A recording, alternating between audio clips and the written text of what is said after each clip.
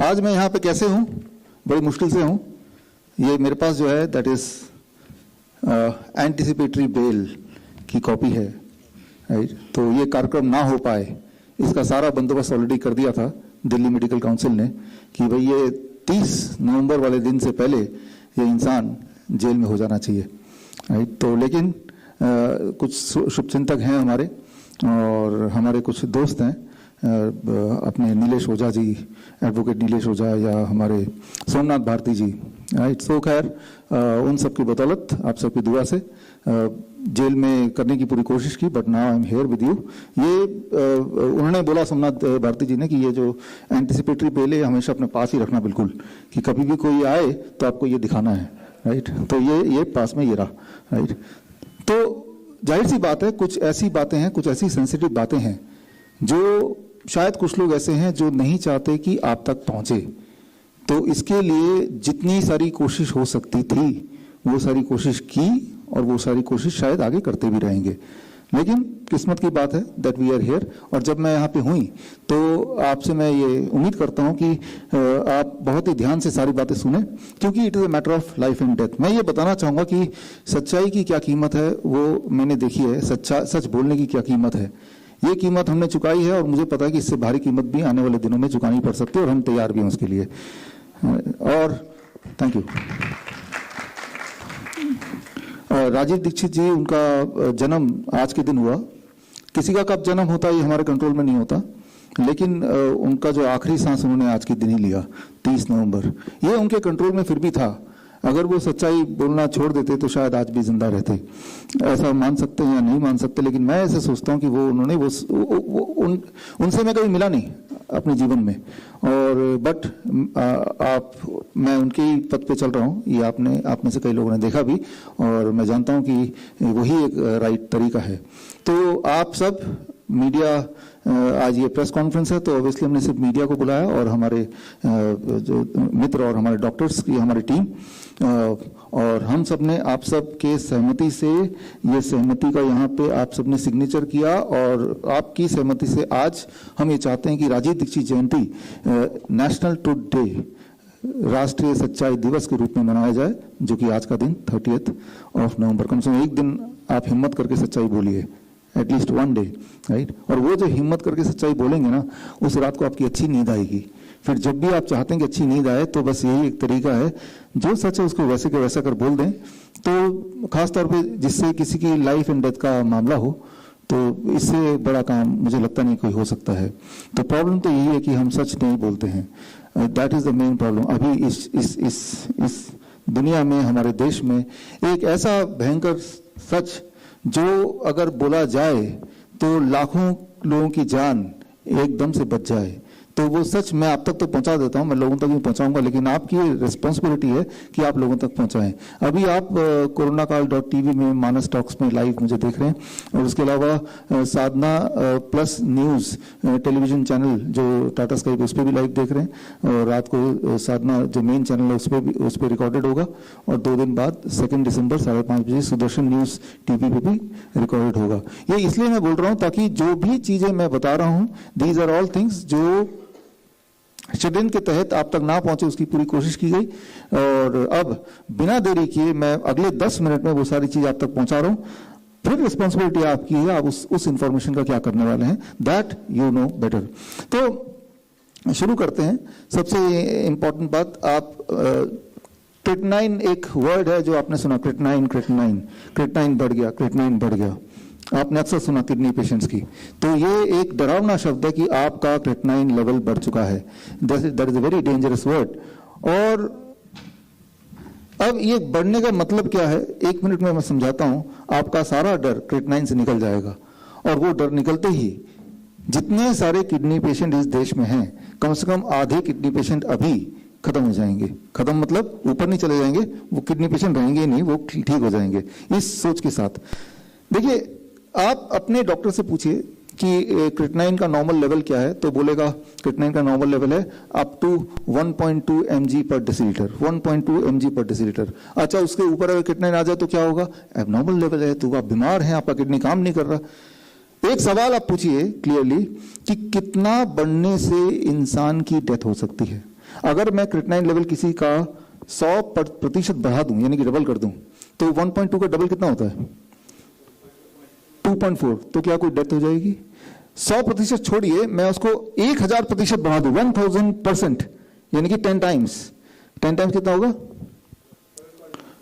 12, right, लगभग 12, right, मतलब 1000%, यानी कि 10 गुना बढ़ा दूं, तो क्या उसकी डेथ हो जाएगी? The answer is no. अच्छा, अगर मैं 2000% बढ़ा दूं क्रिएटिनिन किसी का, 2000%, 2000%, यानी कि वो 20 से ऊपर कर दूं, 24, 25, राइट, 25, जहां तो स्टैंडर्ड 1.2 तक था, उसको मैंने उस पेशेंट का मैंने क्रिएटिनिन बढ़ा दिया, 24 कर दिया, क्या अब डेथ हो जाएगी? अच्छा, मैं 3000%, 3000%, राइट, अगर किसी का क्रिएटिनिन लेवल बॉडी में बढ़ जाए, क्या अब उसकी डेथ हो जाएगी? अगर क्रिएटिनिन खतरनाक है तो एक पर्टिकुलर थ्रेशोल्ड होगा ना, जिसके बाद इंसान की डेथ हो जाती होगी। What is that threshold? आपको जान के हैरानी होगी, ऐसी कोई थ्रेशोल्ड है ही नहीं। There is no such threshold, right. Creatinine जो पहला लाइन बोलते हैं कि ये बॉडी का वेस्ट है, वो जरूरी नहीं कि वो बॉडी का वेस्ट हो। क्रिएटिनिन कोई आपका दुश्मन नहीं है, उसके बहुत सारे काम हैं, बल्कि इसका विपरीत, जिन लोगों की क्रिएटिनिन कम होते हैं उनकी डेथ पहले होती है इन कंपैरिजन टू जिनके क्रिएटिनिन लेवल ज्यादा होते हैं। दुनिया का जो सबसे बड़ा ट्रायल आपकी आंखों के सामने है, लार्जेस्ट स्टडी, राइट, जिसमें 5388 पेशेंट्स, सारे किडनी पेशेंट्स का ये स्टडी था, कई साल चला। इस स्टडी में ये देखा गया कि जिन लोगों का क्रिएटिनिन कम था, नॉर्मल था, उनकी डेथ पहले होती गई इन कंपैरिजन को जिनका क्रिएटिनिन काफी बढ़ा हुआ था। Try to understand this, right. तो क्रिएटिनिन लेवल कम होना मतलब आपका किडनी हेल्दी है, और ज्यादा होना यानी कि आप मौत के करीब है, ऐसा कोरिलेशन नहीं है, लेकिन इसका उल्टा कोरिलेशन जरूर है।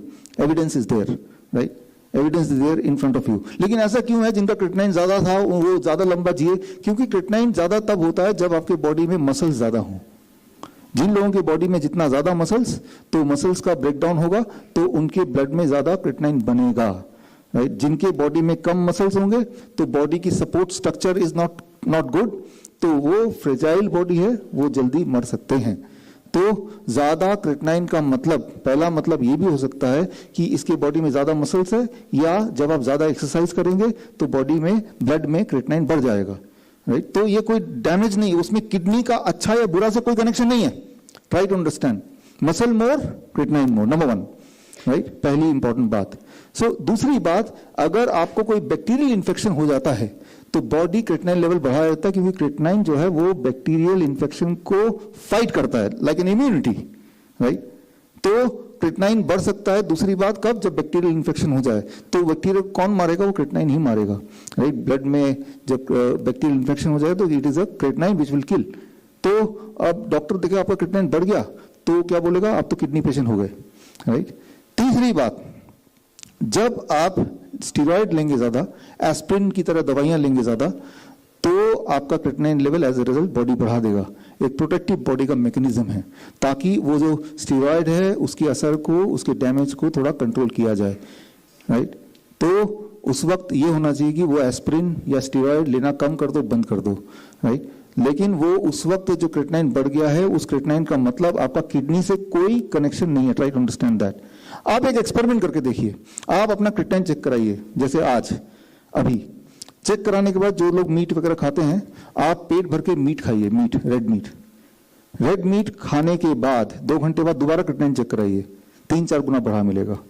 क्योंकि जब आप एनिमल फूड खाते हैं, आप लिटरली क्रिएटिनिन खा रहे हैं, और क्रिएटिनिन जब आप खा रहे हैं तो ये पेट से वो ब्लड में एब्जॉर्ब हो रहा है, तो ब्लड में क्रिएटिनिन की लेवल क्या होगी? बढ़ेगा ना। तो क्या इससे ये हम समझें कि किडनी खराब हो गई?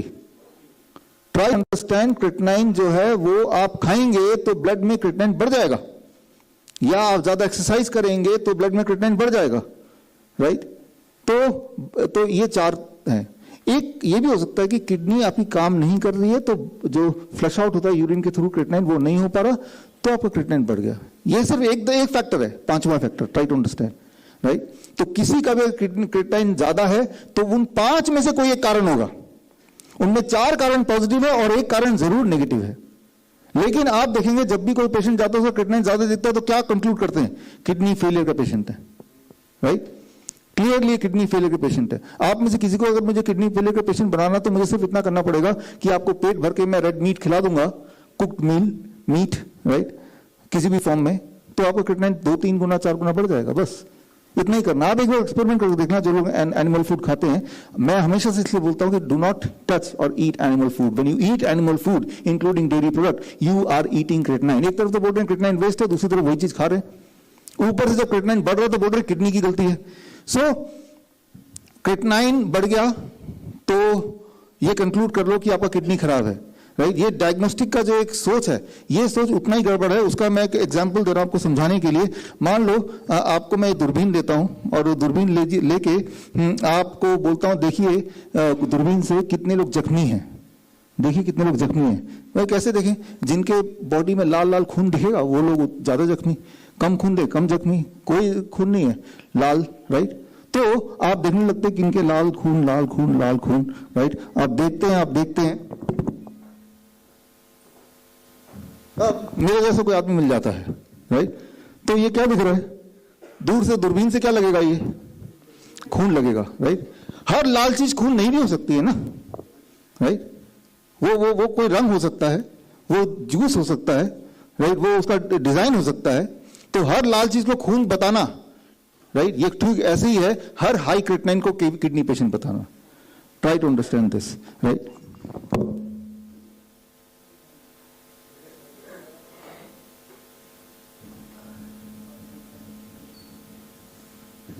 तो यहां पे मैं ये बोलना चाह रहा हूं कि ये एक शेड्यूल के तहत पहले तो आपको बिलीव करा देते हैं कि आपका किडनी खराब है। अब किडनी खराब है तो क्या करना है? किसी तरह से बस एक बार डायलिसिस करा दो उसका। और जैसे ही एक बार डायलिसिस कराएंगे, याद रखिए डायलिसिस कराने से किडनी सोचती है कि भाई बाहर से आप अपना काम कर रहे हैं तो हम क्यों काम करें। Kidney starts shutting down, kidney अपने आप ही स्विच ऑफ होने लगती है, यानी कि उस इंसान का यूरिन आउटपुट अपने आप ही कम होने लगता है और वो ट्रूली किडनी पेशेंट बन ही जाता है, डायलिसिस डिपेंडेंट पेशेंट बन जाता है। यानी कि किडनी पेशेंट होते नहीं है, किडनी पेशेंट को मैन्युफैक्चर किया जाता है। पहले तो उसका क्रिएटिनिन को बढ़ा के बोलते हैं क्रिएटिनिन आपका दुश्मन है, देखो ये बढ़ गया तो आप किडनी पेशेंट हैं, तो चलो भाई एक डायलिसिस कराओ। बस एक डायलिसिस करने की देर है, वो मुट्ठी में आ गया, अब उसका यूरिन आउटपुट नॉर्मली नहीं हो पा रहा है, अब आपको डायलिसिस की जरूरत पड़ती रहेगी। याद रखिए जो डायलिसिस है ये 1 लाख करोड़ का व्यापार है, 1 लाख करोड़ का व्यापार है। और बहुत दुख की बात यह है कि जो डायलिसिस के पेशेंट्स होते हैं पर मंथ उनका खर्चा 50,000 का आता है। एक अटेंडेंट भी होता है, उसका भाई, उसका बेटा, राइट, और वो भी अपना जॉब छोड़ के बैठा होता है। तो अमंग ऑल द डिजीज सबसे दुखदाई अगर कोई डिजीज है दैट इज डायलिसिस पे जाना, ये एक अपने आप में बीमारी है।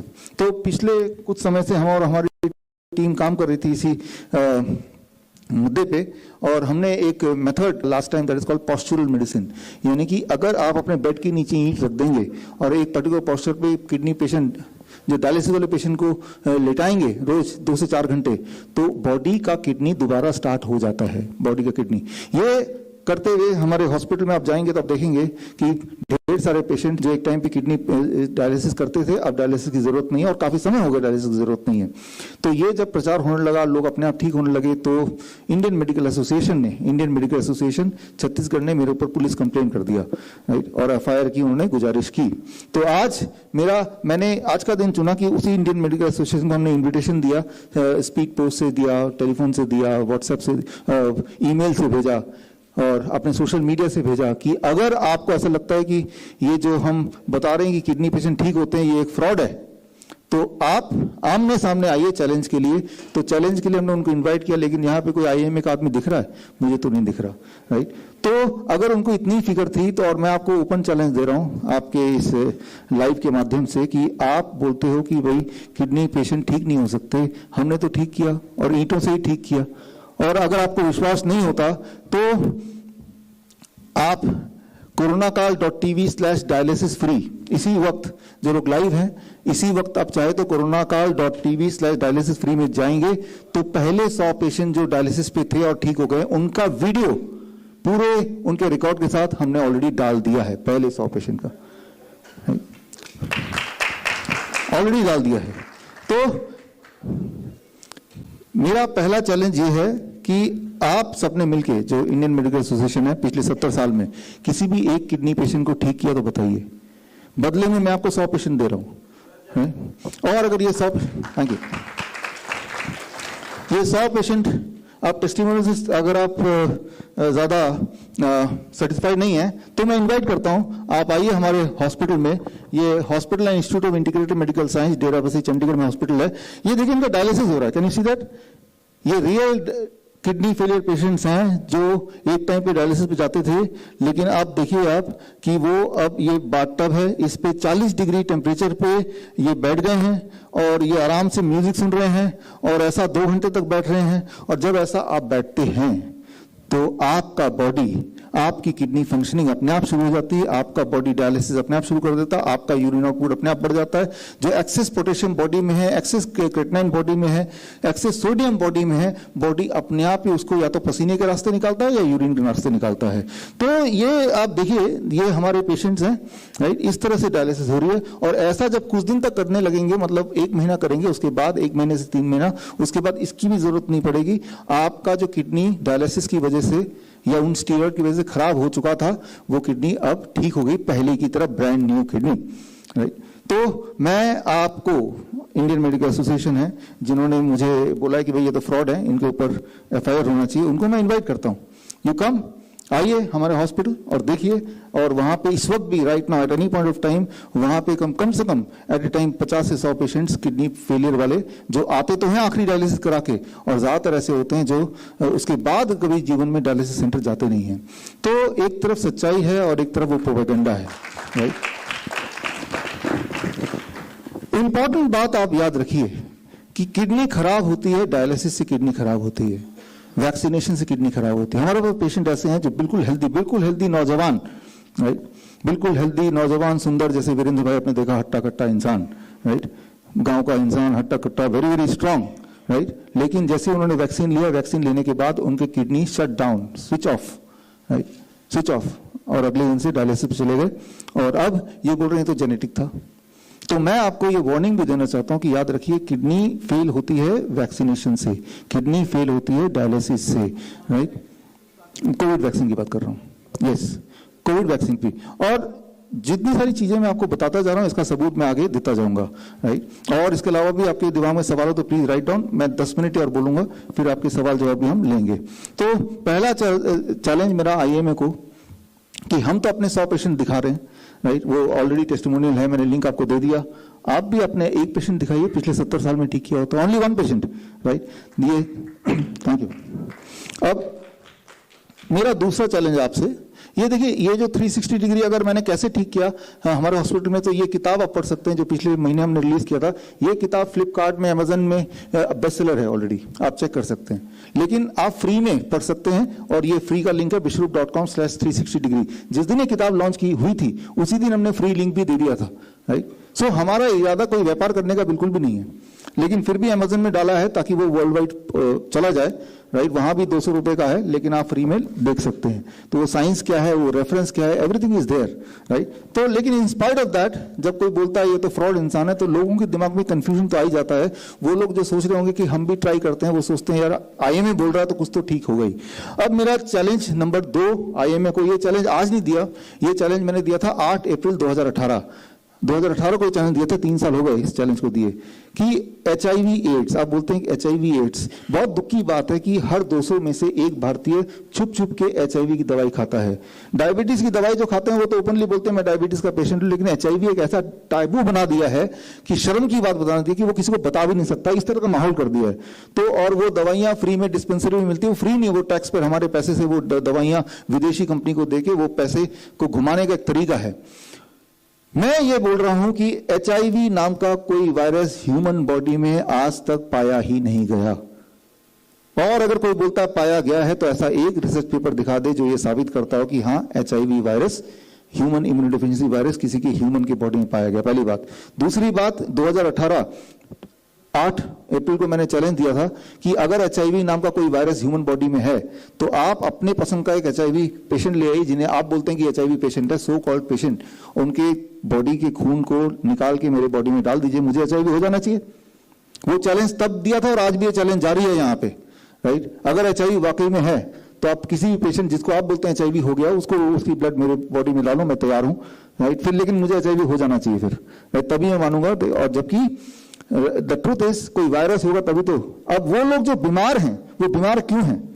जिस दिन वो दवाई छोड़ देते हैं, that is called ART therapy, anti retroviral therapy, right, ART therapy, जिस दिन वो दवाइयां छोड़ते हैं जो HIV के नाम पे प्रेस्क्राइब की गई, उस दिन से वो ठीक होने लगते हैं। यानी कि उस दवाई ने उनको बीमार करके रखा था। और वो परमानेंट बजट है कि हर साल हमारे भारत का जितना भी पॉपुलेशन, उस पॉपुलेशन का यूं कर लीजिए 200 में से हर एक आदमी 1 in 200 वो दवाई जिंदगी भर ले रहा है, तो टैक्स पेयर का इतना पैसा तो सेट हो ही चुका है, राइट, घुमा चुके हैं। तो वही चीज अभी हो रही है, राइट, कि वैक्सीन को परमानेंट कर ही दिया है, राइट, और वो एक अच्छा खासा अमाउंट फार्मास्यूटिकल कंपनी से घूम के उनको मिल ही जा रहा है।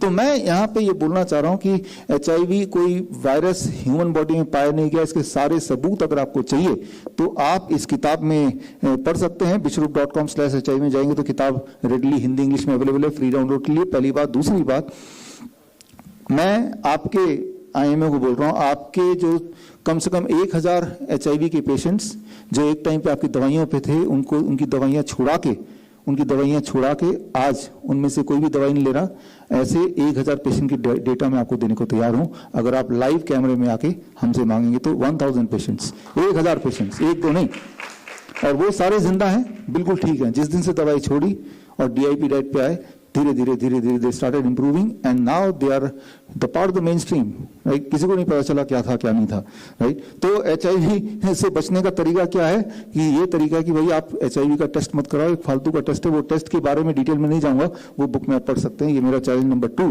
Right, that HIV do not exist. आपने एक प्रोपेगेंडा बनाया हुआ है, अगर तो एग्जिस्ट करता है तो वो किसने बताया? Where is the research paper, right? There is no research paper which says HIV is found in human body, right. मेरा चैलेंज नंबर 3, ये चैलेंज जो है ना, ये हरियाणा मेडिकल काउंसिल को भी है। हरियाणा मेडिकल काउंसिल का एक पत्र आया मेरे पास, एक कंप्लेन आई, हमारे डॉक्टर प्रवीण कुमार जी से भी मैंने शेयर किया था ये चैलेंज। पत्र आया मेरे पास, कंप्लेन, कि आपने कोविड पेशेंट को किससे पूछ के ठीक किया। उनका सवाल था मुझसे, किससे पूछ के आपने कोविड पेशेंट ठीक किए? क्या आपने हमारी परमिशन ली? तो मैंने उनको जवाब दिया, भाई आप उनसे पूछे ना किससे पूछ के वो ठीक हुए, जो ठीक हुए, राइट। तो मेरा challenge number 3 Haryana medical council को भी है, इंडियन मेडिकल एसोसिएशन को भी है। क्या आपके पास कोई दवाई है जिससे कोविड या फ्लू ठीक होता हो, 100% इफेक्टिव हो, बिना किसी साइड इफेक्ट के हो? क्या ऐसी कोई दवाई है आपको? तो नाम बताइए। तो मेरे समझ से ऐसी कोई दवाई नहीं है। आप देखो ना, कौन पीछे प्लीज थोड़ा सा। हाँ, तो हाँ, दवाइयां निकालते हैं, लेकिन क्या it is proven to be 100% effective for even the severe of the cases? ये मेरा एक सवाल है, और उसका जवाब ये हो सकता है कि आप अलग अलग दवाइयों के नाम बोल सकते हैं, लेकिन मैं ये बोल सकता हूं कि जो नाइस प्रोटोकॉल है जिससे हमने 60,000 पेशेंट ठीक किए, तो आयुष मिनिस्ट्री की का national institute of naturopathy NIN, Ayush ministry, उनके डॉक्टरों ने हमारे कोविड सेंटर में जाके पूरा ऑब्जर्वेशन स्टडी किया 6 महीने तक कि क्या ये काम करती है, सीवियर पेशेंट पे काम करती है। 6 महीने बाद उन्होंने कंक्लूड किया कि यही एक ऐसा तरीका है जिससे ना तो कोई मरता है, ना कोई साइड इफेक्ट होता है, 3 से 7 दिन में ठीक हो जाते हैं, और सीवियर पेशेंट में भी ये पूरी तरह से इफेक्टिव है। और ऐसा उन्होंने पूरा ऑब्जर्वेशन स्टडी का रिपोर्ट बना के उन्होंने हमें ऑफिशियली मेल किया। तो हमारे पास तो आयुष मंत्रालय से ही आया हुआ चिट्ठी है जो आज भी है। ये चिट्ठी अगर आपको देखनी है bishrup.com/ayush, और ये चिट्ठी जब हमने आपको अगस्त महीने में रिलीज किया पब्लिकली प्रेस कॉन्फ्रेंस के माध्यम से, तो आयुष मिनिस्ट्री के भी प्रिंसिपल सेक्रेटरी जो कि डॉक्टर नहीं है, उनका ही एक खंडन आ गया, नहीं हम नहीं मानते इस ऑब्जर्वेशन स्टडी को। मतलब अपने ही डिपार्टमेंट में किए हुए डॉक्टरों के किए हुए ऑब्जर्वेशन स्टडी पे उनको शक है। अगर शक है तो दोबारा कर लो। वो जो ऑब्जर्वेशन स्टडी जिन पेशेंट्स पे वो आज भी जिंदा है, एक बार और कर लो, नए पेशेंट पे कर लो, राइट। तो उन्होंने कहा कि आगे हम और बताएंगे, और वो आगे आने वाला दिन कभी नहीं आएगा। तो मैं ये बोलना चाह रहा हूँ कि NIN के अंदर अच्छे डॉक्टर्स हैं, उन्होंने बड़ी मेहनत की, 6 महीने, फिर एक स्टडी रिपोर्ट निकाली कि इफेक्टिव तरीका है, जिसपे हमारे नाइस एक्सपर्ट काम कर रहे थे पिछले 1.5 साल से। लेकिन ऊपर एक बैठा बॉस है जिसको कोई समझ नहीं है मेडिकल साइंस की, और उन्होंने ये ऐलान कर दिया कि ये तो भाई हम नहीं मानते। उसके पीछे तर्क क्या है उन्होंने नहीं दिया।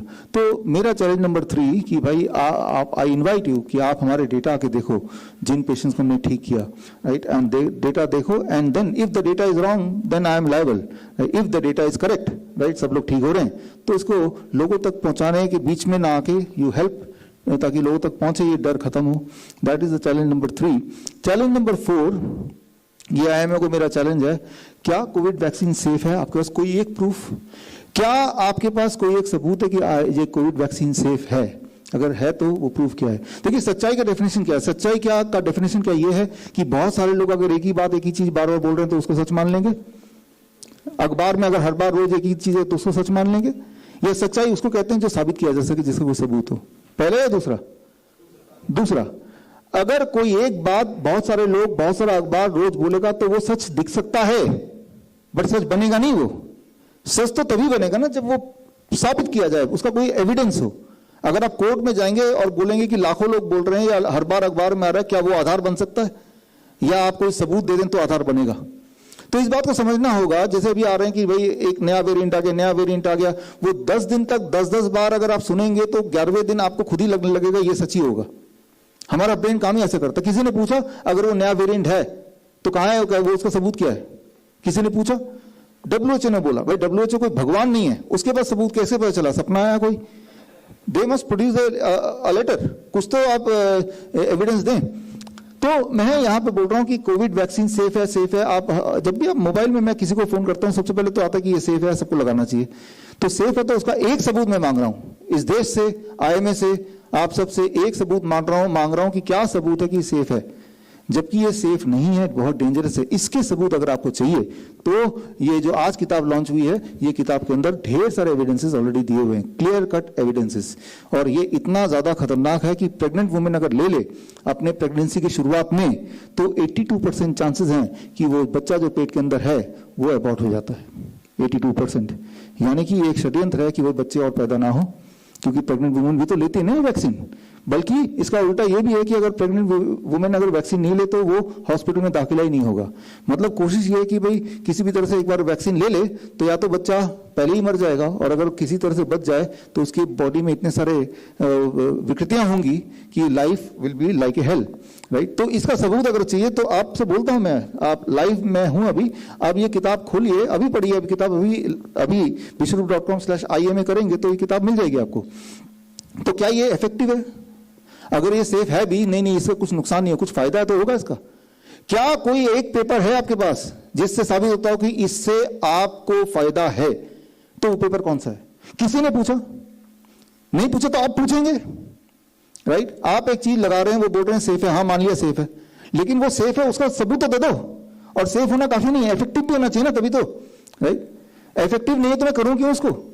तो इफेक्टिव है, the answer is no.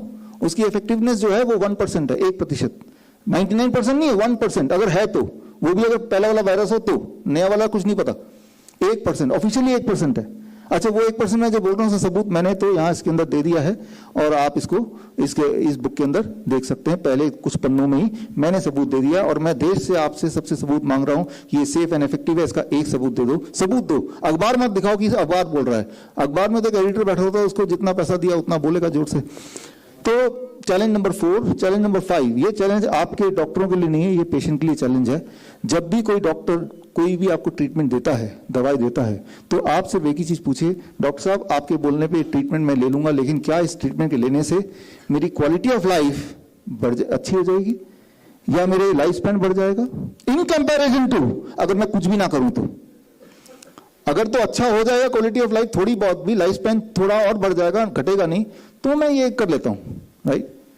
The answer is, आपको जान के शॉकिंग लगेगा, जितनी सारी मेन स्ट्रीम ट्रीटमेंट है, चाहे वो कीमोथेरेपी है, चाहे डायबिटीज की दवाई है, हाइपरटेंशन की दवाई है, अभी तक के मेन स्ट्रीम एविडेंसेस, एलोपैथी के खुद के एविडेंसेस ही ये बोलते हैं कि 2 तरह के लोग हैं। एक वो, फॉर एग्जाम्पल कैंसर, सभी को एक तरह का कैंसर है, आधे लोग वो जो कैंसर का इलाज कीमोथेरेपी रेडिएशन कर रहे हैं, दूसरे लोगों के पास पैसा नहीं कर रहे हैं। जिन्होंने नहीं किया उनकी आयु भी लंबी रही और उनकी क्वालिटी ऑफ लाइफ भी लंबी रही, इन कंपैरिजन टू जिन्होंने सारी बातें मानी और वैसे का वैसे ही किया। ये मैं तो खैर बोल ही रहा हूं, लेकिन ये सारे एविडेंस में है, लेकिन इसकी विपरीत एविडेंस नहीं है कि जिन्होंने किया तो उनकी लाइफ बढ़ गई, राइट। तो आप जब भी कोई इलाज कराते हैं, आपका मेन पर्पस क्या है इलाज कराने का? यही पर्पस है ना कि आपकी आयु अच्छी हो जाए, आपको कंफर्ट मिल जाए, यही तो पर्पस है, या आप और बीमार पड़ जाएं, राइट। तो ये एक सवाल पूछना है, ये सवाल एज ए अवेयर पेशेंट आप पूछना है, और वो सारे सबूत अगर आपको चाहिए तो वो सबूत, ये किताब है one question that can save your life, vishrup.com/one question, इसमें जाएंगे तो ये सबूत सारे एविडेंसेस, मेडिकल एविडेंसेस मैंने इसमें डाल दिया है। तो अब चैलेंज नंबर 6, जिस पे अभी मेरे अरेस्ट के लिए सारी तैयारी हो गई थी, जेल जाने के लिए सारी तैयारी हो चुकी थी, वो ये कि डॉक्टर विश्वरूप कहते हैं कि डायबिटीज ठीक हो सकता है, जबकि ये कानूनी जुर्म है बोलना कि डायबिटीज ठीक हो सकता है। अगर आपने बोला डायबिटीज ठीक हो सकता है तो drug and magic remedy act के तहत आपको अरेस्ट करने का वही एक प्रावधान है। तो लेकिन ठीक हो सकता है तो हम क्या कर सकते हैं? ठीक हो सकता है, ठीक तो होता ही है, राइट? तो ये मैं ये चैलेंज कर रहा हूं, मेरा चैलेंज नंबर 6 ये है इंडियन मेडिकल एसोसिएशन से। उन सबको इनवाइट किया था, आए तो नहीं, लेकिन कहीं ना कहीं अगर आप सुन रहे हैं या जो लोग सुन रहे हैं वो मेरी बात पहुंचाएं।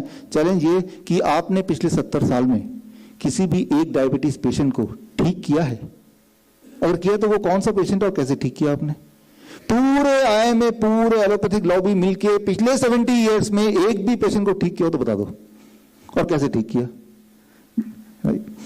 ऑन द अदर हैंड, अगर आप लाइव आके आप पूछें मुझे, तो हमने कम से कम, मैं आपको 1 लाख पेशेंट की डेटा अपने घर से लाकर दूंगा, 1 लाख पेशेंट। शर्त ये कि आप लाइव कैमरे में मांगेंगे। हरियाणा मेडिकल काउंसिल ने मुझे मेल किया कि भैया आप डेटा दो, कोविड पेशेंट को ठीक किया बोलते हो। हमने उनको डेटा भेजा, फिर चुपचाप बैठ गए। हम मेहनत से, मेरी सारी टीम को लगा के 15 दिन मेहनत करके फिर मैंने वो बनाया, डेटा भेजा, इस उम्मीद से कि वो डेटा अगर ठीक निकलेगा तो वो कुछ आगे बढ़ेंगे। वो तो दबा दिया उन डेटा को भी। इसीलिए मैं डेटा दूंगा तब जब आप लाइव मांगोगे, ऑन कैमरा मांगोगे मुझसे, और देते वक्त भी ऑन कैमरा ही दूंगा मैं, राइट? ताकि देश पूछे तो सही इस डेटा का किया क्या आपने। और वो लोग हैं जो जिंदा हैं अभी, राइट? वो एविडेंस को मिटा नहीं सकते। कितने डेटा मैं दूंगा? 1 लाख। आप पूरे लॉबी ने मिलकर पिछले 70 साल में एक डायबिटीज पेशेंट ठीक नहीं किया, और मैं अकेले 1 लाख पेशेंट का डेटा, 1 लाख तो मिनिमम है जो मेरे पास डेटा मैं प्रोवाइड कर सकता हूं, राइट? 1 लाख। और फिर भी वाई शुडंट आई से डायबिटीज कैन बी क्योर्ड? क्यों ना मैं बोलूं डायबिटीज क्योर हो सकता है? जरूर हो सकता है, इवन इफ ये उल्लंघन है, वो जो एक्ट है उसका, अगर आपके हिसाब से, जिसके हिसाब से जेल भी हो सकता है। और ना केवल मैंने पेशेंट ठीक किए, और ये vishrup.com/type1 केस स्टडी में जाएंगे तो मेरे पेशेंट जो ठीक हुए हैं उनकी केस स्टडी रेपुटेड जर्नल में प्रिंट भी हुआ है, मेन स्ट्रीम मेडिकल जर्नल्स में। तो वो जर्नल देख लो, जर्नल की भाषा समझ आती है तो पेशेंट की भाषा समझ आती है, पेशेंट देख लो, टेस्टिमोनियल। या फिर एक और तरीका है कि आप अपने हिसाब से कोई भी एक डायबिटीज पेशेंट हमें दे दो, और 15 दिन बाद वापस ले लो उस पेशेंट को, देखो वो ठीक होता है कि नहीं होता है, राइट? सो 15 दिन तो 20 दिन लग जाएंगे, इतना ही लगेगा। तो डायबिटीज ठीक होता है। और लेकिन अब ये सब आया कहां से कि भाई ये एक्ट आया कहां से? 1954 act, drug and magic remedy act की दवाइयां ठीक, ये कि कोई बोल नहीं सकता, ये एक्ट आया कहां से? ये जानना आपके लिए बहुत जरूरी है, क्योंकि बहुत खतरनाक बात है जो आप तक मैं पहुंचाना चाहता हूं। वो ये कि 1930 की बात है, जब देश गुलाम था, तब अंग्रेजों ने देखा कि यहाँ पे जो है घरेलू दवाई आयुर्वेद से लोग ठीक होते हैं, तो उन्होंने नाम दिया ये बाजार मेडिसिन, मतलब फालतू का मेडिसिन, कि लोग तो बाजार मेडिसिन खा के ठीक हो जाते हैं, एलोपैथी को कोई पूछता नहीं है, मॉडर्न मेडिसिन को कोई पूछता नहीं है, उनके ब्रिटिश से आए हुए मेडिसिन को पूछता नहीं है। तो उन्होंने कमेटी बनाई 1930 में, कमेटी का नाम दिया द ड्रग इंक्वायरी कमेटी 1930, और उस कमेटी को ये काम दिया, आप किसी भी तरह से बाजार मेडिसिन से लोगों का विश्वास हटाओ, ताकि वो जो हमारी दवाइयां वो लेना शुरू कर दे। ये एक काम दिया उनको, और ये काम उन्होंने 10 साल में पूरा किया। 10 साल बाद ड्रग एक्ट 1940 आया, राइट? तब भी देश गुलाम था, और उसके वही जो ड्रग एक्ट 1940 है वही बन गया drug and magic remedy act 1954। बोलने का मतलब ये है कि अभी भी वो एक्ट के बहाने लोगों को जेल में डालने की जो धमकी देते हैं, ये एक्ट अंग्रेजों के गुलाम जो थे, वो गुलाम का नाम सर R.N. चोपड़ा, ये नाम मैंने निकाला, ये आपको नहीं दिखाई दे रहा होगा, लंदन गैजेट 1909 में सर R.N. चोपड़ा जो हैं, जो अंग्रेजों के जो आर्मी में ये डॉक्टर थे, यानी कि जिसे राजीव भाई दीक्षित की भाषा में काला अंग्रेज बोल सकते हैं हम, राइट? तो ये इन्होंने ही, वो ड्रग कमेटी के चेयरमैन थे, इन्होंने ही एक ऐसा एक एक्ट लेके आ गए 1940। उसी एक्ट को पकड़ के ये IMA, DMC अभी तक चल रहे हैं। मतलब अगर मैं इसको मैं अगर समराइज करूं तो उसी एक्ट के IMA मेरे हिसाब से उसी एक्ट के नाजायज औलाद हैं और कुछ नहीं है। वही एक्ट पकड़ के कि कोई भी अगर इंसान, थैंक यू, आयुर्वेद से, होम्योपैथ से, नेचुरोपैथ से ठीक कर देता है, तो उस एक्ट को उठा के दिखाओ, उसको उठा के जेल में बंद करो। और ऐसा हुआ है।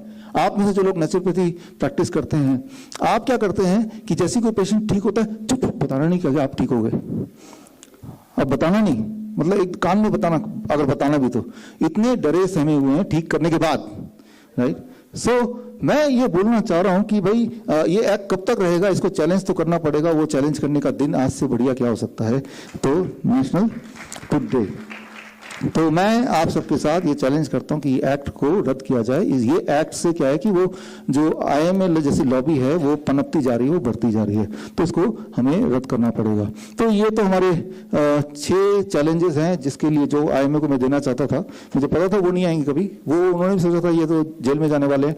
ये जो हमारे पास बेल है मुझे कल ही मिली है, कल रात को, परसों आई और कल मेरे वकील ने पकड़ाया, तो आज मैं यहाँ पे हूँ, राइट। तो उन्हें उम्मीद थी कि भाई ये सब चीज़ आउट नहीं होगी। अब मैं अगला 2 मिनट और लूँगा और एक ऐसी बात बताऊँगा आपको जो अगर आपने हर देशवासी तक नहीं पहुँचाई तो मैं आपको बता सकता हूँ जिस गुलामी से हम निकले थे, आप भगवान न करे वही गुलामी पे हम दोबारा चले जाएं। और वो ये देखिए, चैलेंज नंबर 7 कि कोई नया वेरिएंट आ गया है ना, ऐसा कुछ है ना, आ रहा है ना, अखबार में आज भी आया है, रोज ही आ रहा है, नया वेरिएंट आ गया, नया वेरिएंट आ गया, नया वेरिएंट आ गया। भाई नया वेरिएंट आ गया, इसका सबूत क्या है? सबूत है कोई? WHO ने बोला है, WHO के पास सबूत है? राइट, कोई सबूत नहीं है। मैं आपको बोलता हूं, देखिए जितना हम और हमारी टीम ने पिछले 1.5 साल में ये कोरोना बोलते हैं, हम उसको फ्लू बोलते हैं, फ्लू बोलते हैं, में काम किया है। हमारे यहाँ पे धीरज है, धीरज जरा खड़े हो जाओ। राइट, जो अभी आए हैं टिगरी बॉर्डर से, टिगरी बॉर्डर में, हमारे गाजीपुर बॉर्डर में कैंप है, जब से वहां पे चल रहा आंदोलन, लाखों किसान, कोई मास्क पहनता है, कोई सोशल डिस्टेंसिंग, कोई वैक्सीन, राइट, या कोई बीमार पड़ा हो, किसी को कोरोना हुआ हो, कोई कोरोना से डेथ हुई हो, राइट। सो आप जाइए हमारे कैंप देखिए वहां पे, तो वो कैसे बच गए? अगर वाकई में ये वेरिएंट होते, डेल्टा और जो ये सब होते, तो सारे किसान तो लाशें बिछ जाती वहां पे। आज भी है, कल भी थे, पिछले 1 साल से तो यहीं पे नवंबर 26 पे आए थे, राइट। और तब से हम वहीं पे, हमारे कैंप लगे हुए, हम लगातार नजर रख रहे हैं कि मन ही मन सोच रहे हैं ये सारे के सारे मरेंगे कोरोना से। एक ने भी मास्क नहीं लगाया, लेकिन आज तक तो नहीं मरे, हमने भी मास्क नहीं लगाया, राइट। तो मैं ये बोलना चाह रहा हूँ आपको कि आप अपनी बुद्धि को यूज करें, जो लोग मुझे सुन रहे हैं, कि बुद्धि को यूज करें। कोई भी एक झूठ हजारों बार बोलने से वो सच दिख सकता है, लेकिन सच बन नहीं जाएगा, राइट। सच्चाई का पैमाना यह नहीं है कि कोई चीज कितनी बार बोली जा रही है, सच्चाई का सिर्फ एक ही पैमाना है कि क्या कोई सबूत दे रहा है। फिलहाल मैं जो बात कर रहा हूं, सबूत के साथ बात कर रहा हूं कि कोई दुनिया में नया वेरिएंट नहीं है, राइट। और इसका सबूत अगर आपको चाहिए तो डेल्टा 72 किताब हमने निकाली थी जून महीने में, तो वो किताब आप पढ़ लीजिए, डेल्टा 72 समझ आ जाएगा। लेकिन जहां जहां डेल्टा वर्ड लिखा है ना, राइट, उस डेल्टा वर्ड को हटा के ये जो नया वायरस का नाम क्या दिया है, ओमिक्रॉन डाल दीजिए वहां पे, कट पेस्ट करके, राइट। तो मैंने कहा नया बुक लिखेंगे तो सब कुछ एक जैसा ही है, बस नाम बदल गया, राइट। जैसे आप देखते हैं जो मारुति कार क्या करती है, 2-4 आगे बल्ब का डिजाइन चेंज करती है, पीछे चेंज करती है, वो वैगनार को वैगनार नेक्सा कर देती है, राइट। तो थोड़ा बोड़ा चेंज करके, तो मैंने सोचा जब लोग इतने वेरिएंट ला रहे हैं तो हमें भी किताब लाने की जरूरत नहीं है, मैं वेरिएंट ही ले आऊंगा हर बार। ये भी एक वेरिएंट है जो अगस्त में आई थी, ये मैंने अपने ऑफिस में बोला कि डेल्टा जहां जहां लिखा उसको बस ओमिक्रॉन नाम लिख दो, तो ये हो गया नई किताब। तो मैं आपको बोल रहा हूं कि यही हमारी जिंदगी के साथ चल रहा है। आप सिर्फ एक सवाल पूछिए अपने आप से, लोगों से पूछिए कि अगर ये नया वेरिएंट है तो उसका सबूत तो दे। अखबार में इतना सारा जगह है, रोज दे रहे, एक दिन सबूत भी दे दे कि ये रहा सबूत, ये रिसर्च पेपर का सबूत है, इसने यहाँ देखा था उसको, या ऐसे माइक्रोस्कोपिकली पाया गया था, इससे पहले नहीं पाया गया, इसका सबूत दे। कोई ना तो पूछेगा, ना कोई देगा, ना कोई सुनेगा। तो अब अगर आप ये चाहते हैं कि हम आगे बढ़ें, राजीव भाई के पथ पे बढ़ें, या जो काम उन्होंने किया वैसे और लोग पैदा हों इस दुनिया में, या हम और वीरेंद्र जी और हमारे आचार्य मनीष जी, हम लोग भी आपको सच बताते रहें, ये तभी हो सकता है जब आप हमारा साथ दें, नहीं तो नहीं हो सकता बहुत दिनों तक, राइट। आपको साथ देना पड़ेगा, क्योंकि जो जिनके खिलाफ हम लोग हैं, मतलब सच्चाई को सामने रखने के लिए, उनके पास बहुत सारे षड्यंत्र हैं और वो एक साथ हैं एक दूसरे के, तो हमें साथ देना पड़ेगा। आप आपका साथ मैं चाहता हूं और साथ 3 तरीके से आप दें। और पहला कि आप मुझसे जुड़ें, और जुड़ने के लिए एक नंबर आप लोग यहाँ पे स्क्रीन पे है 9871186229 9871186229। आप में से जो भी लोग ठीक हुए हैं DIP डाइट से, 3 स्टेप फ्लू डाइट से, तो इस व्हाट्सएप नंबर पे एक छोटा सा वीडियो बनाएं अपने बारे में बता के आप कैसे ठीक हुए, डायबिटीज से ठीक हुए हों, किडनी फेलियर से ठीक हुए हों, तो वो आप हमें भेजें। और जो भी बीमारी का आप ठीक हुए भेजेंगे तो बदले में हम भी आपको कुछ वीडियोस, कुछ अच्छी बातें भेजते रहेंगे जो आपके लिए काम की चीजें होंगी। तो इस तरह से जुड़ने का एक बहाना मिल जाएगा, तो ये जरूर करें। अगर आपने किसी को ठीक किया तो उनके बारे में बता के वीडियो बना के भेजें, राइट। तो जो अगर आप ये सोचते हैं कि you want to contribute with our team, अक्सर ऐसा आता है कि हम कंट्रीब्यूट करना चाहते हैं, कहाँ पैसे डोनेट करें। आपको पता ही है कि हम पैसे कहीं से लेते नहीं है, क्योंकि हमें लगता है कि देश में ऐसे बहुत लोग हैं जो ऑलरेडी जिनको 2 वक्त की रोटी नहीं मिलती है। अगर आपके पास पैसे थोड़े से फालतू हैं तो अपने आसपास ही ऐसे लोग मिल जाएंगे, तो आप अगर उनको देंगे तो हमें लगेगा कि आपने हमें ही दे दिया, राइट। तो ये मैं बोलता आया हूँ पहले भी और आज भी बोल रहा हूँ, लेकिन उसके बाद भी अगर आपका मन करता है कि आप कुछ ना कुछ मुझे देना चाहते हैं या आपको लगता है कि हम लोग कुछ ने अच्छा कर रहे हैं, तो एक तरीका ये है कि अगर आप ठीक हुए हैं तो वो बताइए हमें, वो हमें मदद करेगी, राइट। तो क्योंकि अगली जो मेरी हियरिंग है वो 15 दिसंबर की, तब तो कोर्ट पूछेगा भाई आप तो बोल रहे हो ठीक कर देते हो, कौन लोग वो? हाँ, तो फिर हमारे पास डेटा तो है, लेकिन आप जब जुड़ेंगे ना तो वो स्ट्रेंथ मिलेगी, कॉन्फिडेंस आएगा और ज्यादा। तो आप आज ही इस नंबर पे एक छोटा सा वीडियो बना के अपने बारे में, कहाँ पे रहते हैं और कैसे ठीक हुए, 1 मिनट 2 मिनट का, 3-4 मिनट का भी हो सकता है, डिपेंडिंग ऑन, छोटा होगा तो ज्यादा अच्छा है, वो भेजिए। पहली बात। दूसरी बात, साधना चैनल में आज रात को 9 बजे यही वाला प्रोग्राम आएगा, रिकॉर्डेड टेलीकास्ट, तो टीवी में आएगा। तो आप ये सारी बातें लोगों तक कैसे पहुंचाएंगे, बस इतना बोलिए कि साधना चैनल आज रात को 9 बजे आपको खोलना है, और या फिर सुदर्शन न्यूज 5:30 बजे 2 दिसंबर को खोलना है, या कोरोनाकाल.tv जो हमारा इंटरनेट चैनल है उस पे तो हर वक्त ही ये वीडियो रहेगा। तो लोगों तक पहुंचाइए इसको आज 9 बजे, और सुदर्शन न्यूज में शाम को 5:30 बजे 2 दिसंबर को, या कोरोनाकाल.tv में तो हमेशा ही रहेगा ये, राइट। अभी तो साधना प्लस न्यूज में टाटा स्काई में चल ही रहा है। और एक आखिरी बात, देखिए आप में से जो लोग छत्तीसगढ़ में रहते हैं, तो छत्तीसगढ़ का IMA ने मेरे ऊपर पुलिस कंप्लेंट किया है, तो आप में से बहुत लोग जज भी होंगे, कोई वकील होगा, कोई IAS अधिकारी होगा, कोई डॉक्टर होगा, राइट। तो आप सच का साथ दीजिए। तो मैं ये नहीं बोल रहा हूँ आप हमारा साथ दीजिए, आप सच का साथ दीजिए। सच या तो हम हैं या तो वो है। तो आप कैसे सच का साथ दे सकते हैं? तो खास तौर पे जो छत्तीसगढ़ में रहते हैं वो IMA छत्तीसगढ़ को कांटेक्ट करें, और उनको ये मेरे 7 चैलेंजेस जो bishrup.com/IMS, इसके अंदर वो 7 चैलेंजेस हैं जो मैंने आज इसकी बात की, वो सातों चैलेंजेस उनको दिखाएं और उनका जवाब मांगे। जो दिल्ली में रहते हैं वो दिल्ली मेडिकल काउंसिल से जवाब मांगे। ये 7 चैलेंजेस आपके लिए है, क्या आप इसको सही समझते हैं, गलत समझते हैं, उनकी राय लें, राइट। अगर तो हम गलत हैं तो भाई हमें तो फांसी दे दो, हम तैयार हैं, और अगर तो वो गलत हैं तो उन्हें गद्दार साबित करो, ऐलान कर दो ये गद्दार लोग हैं, राइट। दोनों में से एक, दोनों एक साथ सही तो हो नहीं सकते, तो ये आपको करना पड़ेगा। और अगर नहीं ऐसा करेंगे तो याद रखिए, देखिए हमारी आपकी जो उम्र है ना काफी निकल गई है, आने वाले जनरेशन को भुगतना पड़ेगा आपके शांत रहने की वजह से, राइट। सो इसीलिए आपको थोड़ा सा करना पड़ेगा। आप लोग अच्छे लेवल पे हैं जो लोग मुझे सुन रहे हैं, तो अपने घर से रहते हुए बिना ज्यादा मुश्किल के भी इनमें से ये 3 मैंने चैलेंज दिए हैं, Delhi medical council, Haryana medical council, Indian medical association, यहाँ तक आप मेरे ये 7 सवाल पहुंचाइए और उसका सही जवाब जो भी है, राइट, वो वेरीफाई कीजिए। मैंने तो सारे सबूत के साथ ही ये 7 सवाल दिए हैं, इस किताब में सारे सबूत हैं। ये किताब यहाँ से डाउनलोड कर सकते हैं। जो लोग यहाँ फिजिकली बैठे हैं उनको तो ये किताब ऑलरेडी मिल गई है, या जाते हुए आप ले लीजिए, राइट। आप मुझे चैलेंज कीजिए, हमारी टीम को चैलेंज कीजिए। खास तौर पे हमारी टीम में डॉक्टर अमर सिंह आजाद हैं, हमारे यहाँ बैठे हैं, जो MD पीडियाट्रिक्स हैं, MD कम्युनिटी मेडिसिन है, 2 MD इन्होंने किया हुआ है। इनके दिल में भी देशभक्ति है राजीव भाई की तरह। और जब इन्होंने देखा कि बच्चों के हेल्थ के बहाने पंजाब के सारे बच्चों को कंपलसरी वैक्सीन लगाया जाएगा, तब इन्होंने आवाज उठाई, और वो आवाज उठाने का परिणाम ये हुआ कि इनके ऊपर FIR दर्ज हुआ। और मतलब है कि जो भी आवाज उठाए उसको किसी भी तरह से कंफ्यूज कर दो, उनका ऐसे कर दो। तो doctor Amar Singh Azad please stage पे आए। और अपनी बात सामने लोगों तक पहुंचाएं। तो मैं उम्मीद करता हूं कि आप सब साथ देंगे, हम और आप एक हैं, राइट। याद रखिए एक जहाज है ये देश, जहाज में कितने भी ऊपर क्यों ना बैठ जाएं, जब ये जहाज डूबेगा अल्टीमेटली आप डूबेंगे ही डूबेंगे। आप अगर सोचते हैं मैं तो बहुत ऊपर, मुझे कोई फर्क नहीं पड़ता, ऐसा नहीं होगा। अफगानिस्तान जब डूबा तो जो करोड़पति था वो भी डूब गया, जिसका कुछ नहीं था वो भी इस बराबर हो गया।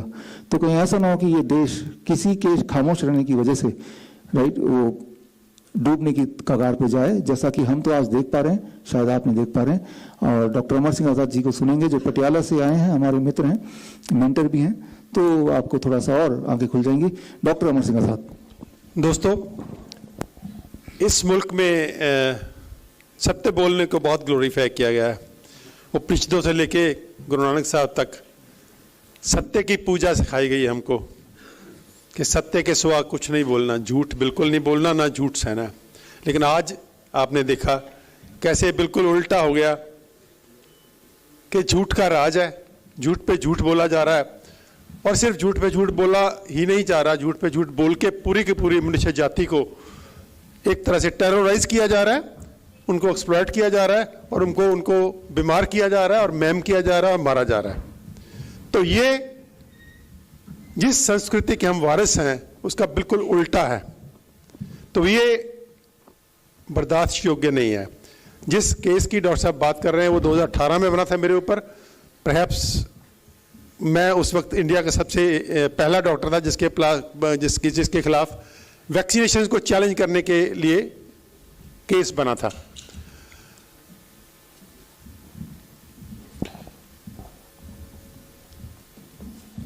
तो वो 2018 की बात है, एमआर वैक्सीनेशन चला था, मास वैक्सीनेशन था वो। मैंने 25 पॉइंट लिख के फेसबुक पे डाले थे कि इन क्वेश्चंस का मुझे जवाब चाहिए। इससे पहले कि आप वैक्सीनेशन दो, ये 25 सवालों का जवाब दो। किसी ने जवाब तो क्या देना था, कोई भी जवाब नहीं आया, न किसी ने फेसबुक पे डाला, लेकिन मेरे ऊपर केस डाल दिया गया। लेकिन वो वीडियो इतनी वायरल हुई कि मुझे एक हफ्ते के लिए अपना फ़ोन बंद करना पड़ा।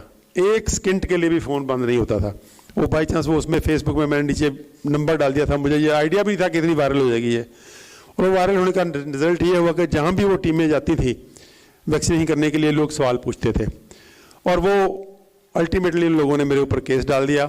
मुझे अभी भी वो केस चल रहा है। 3 साल तो ये चुप रहे, इनको शायद कोई प्रूफ नहीं मिला या कोई उसके लीगल एस्पेक्ट्स पे इनको किसी ने कहा नहीं कि कोई आप कर भी सकते हो। लेकिन वो 3 साल के बाद फिर वो ड्रॉप हो जाती है अपने एफआईआर। तो उन्होंने 3 साल तक पहुँचते वो एफआईआर फिर से अब खोल दिया, फिर केस चलने लगा मेरे ऊपर। और एक और मैं इंस्टेंस बता दूं आपको, जब कोरोना का ये शुरू हुआ था, मोदी साहब ने जिस दिन डिक्लेयर किया, तो उससे शायद 2 दिन बाद मैंने ओपनली न्यूज़ 18 के पत्रकार को लाइव होके कहा था कि ये बीमारी झूठ है, जो झूठ बोला जा रहा है, ये ऑर्डिनरी फ्लू है और ये जो कुछ कहा जा रहा है ये टोटल फ्रॉड है। और उस पत्रकार ने मुझे काउंटर क्वेश्चन किया था, क्या आपको डर नहीं लगता, पहले भी आपके ऊपर केस है। मैंने कहा हमारे तो बाबा जी नहीं डरे। उन्होंने बाबर को जाबर बोल दिया था जब उनके पास कोई नहीं था, मेरे पास तो शायद आज 4 व्यक्ति फिर भी और होंगे। तो वो वीडियो भी, वो न्यूज़ 18 की क्लिपिंग थी, वो भी शायद बहुत पॉपुलर हुई थी और बहुत चली थी।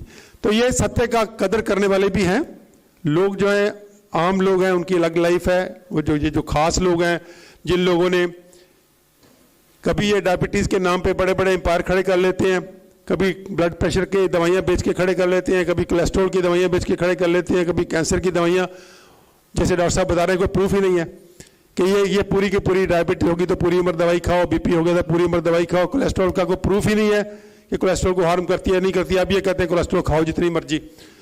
45 साल तक लोगों को बेवकूफ़ बनाया कि कोलेस्ट्रॉल से हार्ट अटैक होता है, अब कहते कुछ नहीं होता। अभी कैंसर की दवाइयाँ कोई प्रूफ नहीं है कि कैंसर की कीमोथेरेपी, रेडियोथेरेपी आपकी better quality of life improve करती है, आपकी लॉन्गेविटी बढ़ाती है।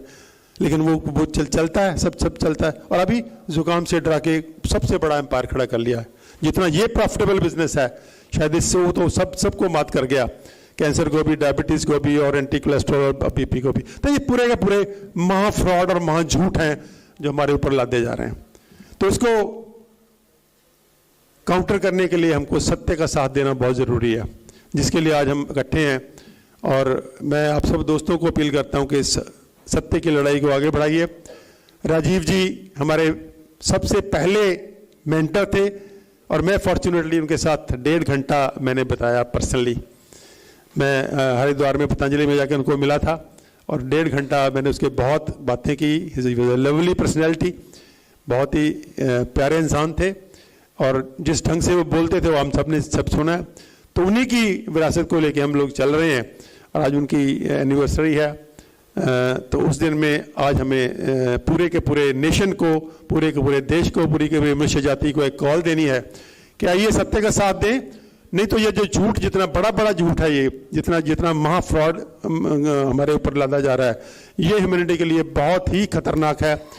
ये इलाज के नाम पे बीमारियां और ठूसता है हमारे ऊपर, और सिर्फ बीमारियां नहीं ठूसता, जो हमें इतना कमज़ोर करता है, जिसमें हमारी रिप्रोडक्टिव पावर है जो सबसे खतरे में रहती है।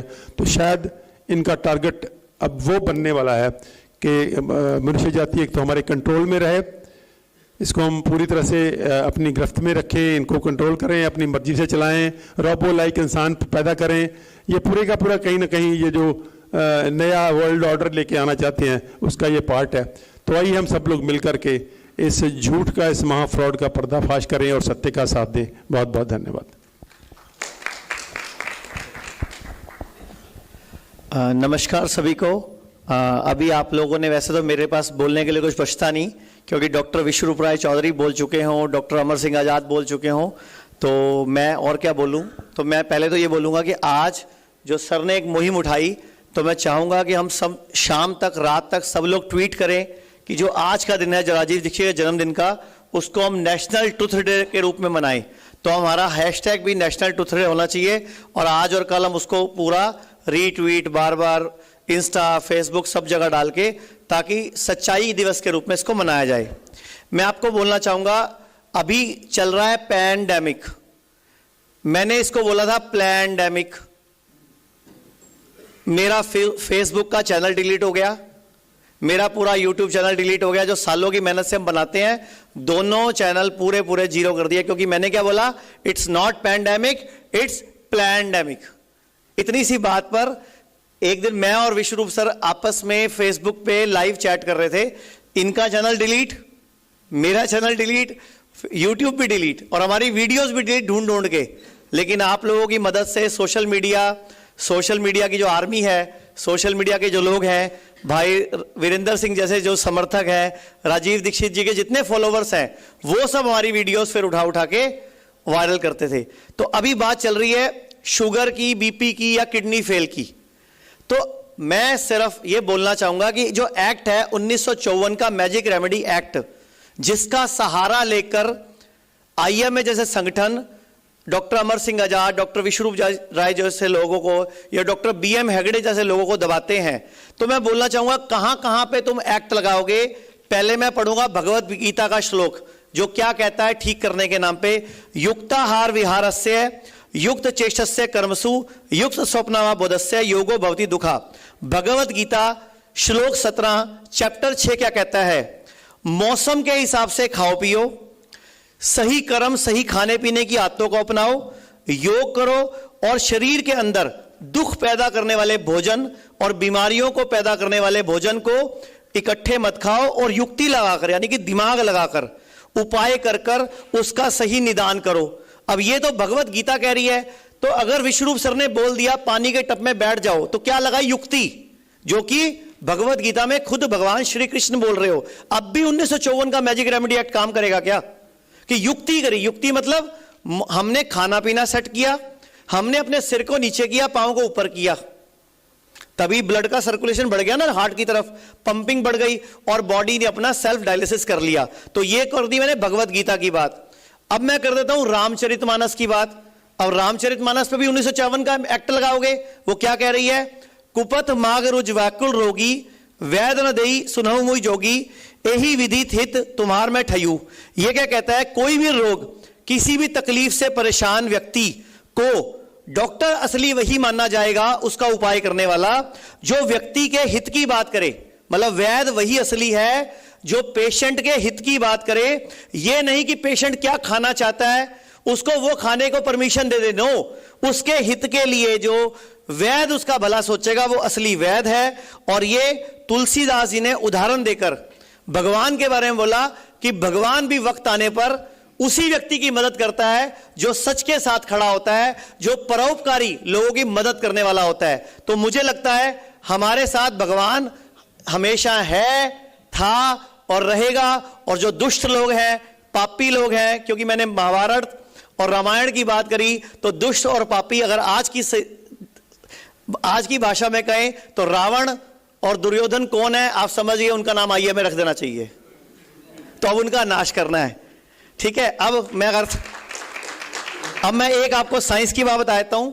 इतने अच्छे अच्छे जर्नल और आर्टिकल छपते हैं लेकिन सामने नहीं आते कि सिर्फ आप शाकाहारी हो जाओ आपकी शुगर ठीक हो जाती है। लेकिन ये कोई नहीं बताता हमें कि सिर्फ आप शाकाहारी बन जाओ, मतलब मांस मछली वैसी चीजें नहीं खाओ, शाकाहार को पहले अपनाओ, या फिर DIP डाइट, उसमें प्लेट 1 खा लो तो भी आपकी शुगर ठीक हो जाती है। और एक रिसर्च ये KGMU के फिजियोलॉजी विभाग में 300 पेशेंट पे हुई थी कि सबको शाम को 6 बजे से पहले खाना खिला दिया तो भी सबकी शुगर ठीक हो गई। अब उसको आप कंट्रोल हो गई बोलते हो, हम ठीक हो गई बोलते हैं। बस यही फर्क है मैजिक रेमेडी एक्ट में और हम में और तुम में। एक हमारे ऊपर इस टाइम 1896 का पैंडेमिक एक्ट लगा हुआ है, सबको मालूम होगा। ये जो एक्ट है ये एपिडेमिक एक्ट है 1896 का। ये बना क्यों था? 1892 में भारत में प्लेग फैला था, पूरे विश्व में फैला था। भारत में प्लेग ज्यादा नहीं फैल पाया था क्योंकि भारत के वैद्य उसको ठीक कर रहे थे। तो हुआ क्या, उस वक्त जो ये कमेटी जो सर बता रहे हैं 1930 में बनी, ये उससे पहले 1981 में भी बनी हुई है, और सॉरी 1881 में, कि कैसे भारत में एलोपैथी को बढ़ाया जाए। तो हुआ क्या, उस टाइम पे भारत के वैद्य प्लेग को ठीक कर लेते थे। तो इन्होंने 1896 में एक एपिडेमिक एक्ट बना के आयुर्वेद की जो चिकित्सा करते थे उसको पिछड़ी घोषित कर दिया और उसको अपराध घोषित कर दिया और उठा के वैद्यों को जेल में डाल दिया। कुछ वैद्यों को फांसी पे भी चढ़ा दिया ताकि इनकी अगली पीढ़ी में ये वैद्य अपनी जो विद्या ट्रांसफर ना करें, और अंग्रेजी चिकित्सा पत्ती को पढ़ी लिखी चिकित्सा पत्ती घोषित करके एपिडेमिक एक्ट बना दिया। आप लोग एक कहावत सुनते ना, बिल्ली रास्ता काट गया आगे नहीं जाना। यह कहावत कहीं इतिहास में नहीं है, यह 1896 में क्या हुआ, जब प्लेग फैला तो लोग बिल्ली को अवॉइड करते थे, क्योंकि प्लेग कैसे फैलता है? चूहों से। बिल्ली किसको खाती है? चूहों को। तो बिल्ली के बाल गिरते हैं तो कई बाल पैरों में चुभ जाते थे। तो अंग्रेज लोग बिल्ली को देख के डरते थे कि बिल्ली रास्ता काट गई। अंग्रेज लोग पहले बिल्लियां पालते थे लेकिन प्लेग के टाइम पे बिल्लियों से डरते थे। तो उस टाइम एक कहावत चली कि बिल्ली है भैया रास्ता बदल ले, और उसको हमने कहावत बना लिया। तो साइंस कोई बताता नहीं। प्रॉब्लम यहां है, हमारे देश में प्रॉब्लम क्या है, हम साइंस को समझा नहीं पाते तो लोग हमारा मजाक उड़ा देते हैं। मैं एक साइंस और बता देता हूं आपको, ये मेरे पास श्लोक भी है। जब भी मौसम बदलता है, जब भी मौसम बदलता है हमारी इम्यूनिटी बढ़ती है। हमें उस वक्त लंघन बताया जाता है, ये कि उस टाइम उपवास करो। ये संस्कृत का श्लोक है चरक संहिता में चैप्टर 8 श्लोक नंबर 31 पेज नंबर 667 कि व्रत करके आप अपनी इम्यूनिटी बढ़ाओ। तो व्रत करने के टाइम पे कुछ खाना पीना नहीं था। तो जब सावन का महीना आता है उस टाइम संधि काल होता है, तो उस वक्त पे दूध नहीं पीना था। तो हमने गाय भैंसों का निकाल लिया, नहीं निकालते उनको थैनाला हो जाएगा। पीना था नहीं तो चढ़ा दिया शिवलिंग पे। पीना था नहीं क्योंकि हमारे को मौसम बदल रहा है, शरीर इम्यूनिटी बढ़ा रहा है, चढ़ा दिया शिवलिंग पे। अब किसी ने भी मजाक बनाया हमारे धर्म का या हमारी संस्कृति का, हमने उसको साइंटिफिक लॉजिक से जवाब नहीं दिया।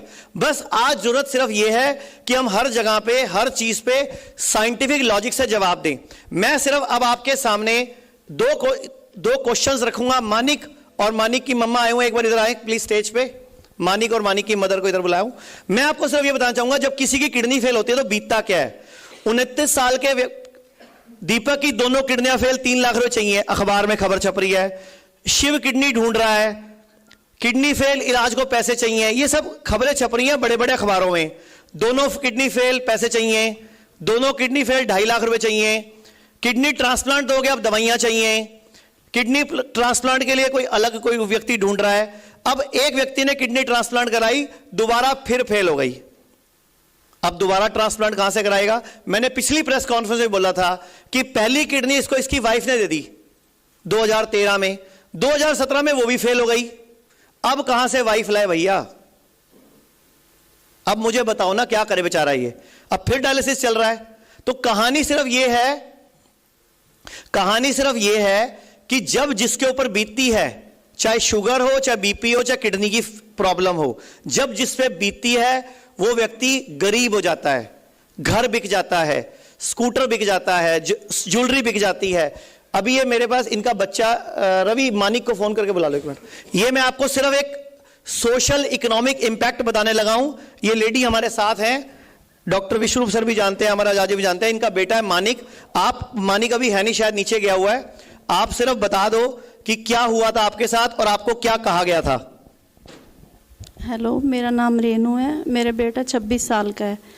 तो उसको लास्ट ईयर सितंबर में पता चला था हमें कि किडनी की प्रॉब्लम है। तो हम दिल्ली में सारे, जैसे सबको पता है वेदांता सबसे बड़ा है, वहाँ तक डॉक्टर को दिखा के आए। तो उन्होंने कहा कि अभी तो बच्चा आपका यंग है, आप अभी ट्रांसप्लांट करा लो। तो आप उसकी तैयारी करो, आप अपने सारे टेस्ट, हम तो सिर्फ मिलने गए थे एक बार, 3-4 डॉक्टरों से हमने कंसल्ट किया, सब ने यही बोला कि आप तैयारी कर लो, आप अपने मेरे लिए टेस्ट लिख के दे दिए कि आप अपनी किडनी दे देना और मैक्सिमम मदर की किडनी मिल जाती है, क्योंकि इसके पापा को शुगर है। तो उन्होंने सारा अपना एस्टिमेट वगैरह सब बताया। तो फिर हम लोगों को मतलब मेरे को मन में ही नहीं था कि हमने किडनी ट्रांसप्लांट करानी नहीं है। मतलब अंदर से मेरे को फीलिंग थी कि मैंने ये काम नहीं करवाना है। तो हम लोगों ने मेरे छोटे जीजा ही हैं, सर के साथ हैं अटैच, तो हमने उनको बोला कि आप हमें ना, उस टाइम कोरोना चल रहा था और ये आपको लॉकडाउन था। कितना बताया था? खर्चा हमें 10 लाख तो उन्होंने बोला था, और जो टेस्ट वगैरह थे वो 2 लाख अलग से बोला था उन्होंने। आपने कितने हॉस्पिटल में दिखाया? हमने 3-4 हॉस्पिटल में। सबने ट्रांसप्लांट बताया? सबने ट्रांसप्लांट। अब मैं सिर्फ ये पूछना चाहता हूं कि ये लड़का 26 साल का यंग है, शादी हुई नहीं है, ये व्यक्ति अगर इस उम्र में ट्रांसप्लांट करा ले, एक तो इनके ऊपर खतरा जो किडनी दे रही है, और एक इसके ऊपर खतरा जो किडनी ले रहा है। बेटा तेरे को कितने महीने हो गए कि आपको कोई ट्रांसप्लांट की या डायलिसिस तक की जरूरत नहीं पड़ी? 4 से 5 महीने हो गए मेरे को। क्या तेरे को कोई भी तकलीफ आई? नहीं। हमारे हॉस्पिटल में आप एडमिट हुए, आपको कोई थेरेपी लेने में कोई दिक्कत परेशानी, कोई भूखा मारा हमने आपको? नहीं। आप बिल्कुल खुश हो? हाँ, आप खुद माइक पकड़ के बता दो आपकी कितनी प्रॉब्लम सॉल्व हुई हैं। मेरे को सर्वाइकल भी था, वो भी ठीक हो गया था मेरा। और उसके बाद मेरे को साइनस, बहुत मतलब बचपन से साइनस था मेरे को। बचपन से था मेरे को साइनस। तो अब मेरे को साइनस की, जैसे अभी दिल्ली का पोल्यूशन हर किसी को पता है, तो मेरे को हर साल पोल्यूशन के आसपास हो जाता था साइनस का अटैक, कंजेशन वगैरह।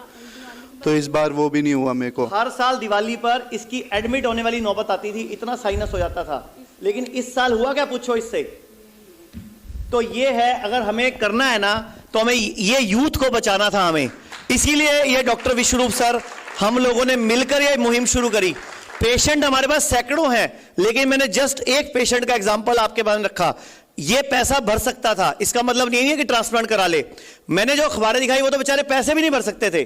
सोचो, लोग गरीब हो जाते हैं, घर बिक जाता है। तो हमारी मुहिम सोशल मुहिम है। हम किसी को ठीक नहीं कर रहे, हम समाज को ठीक कर रहे हैं।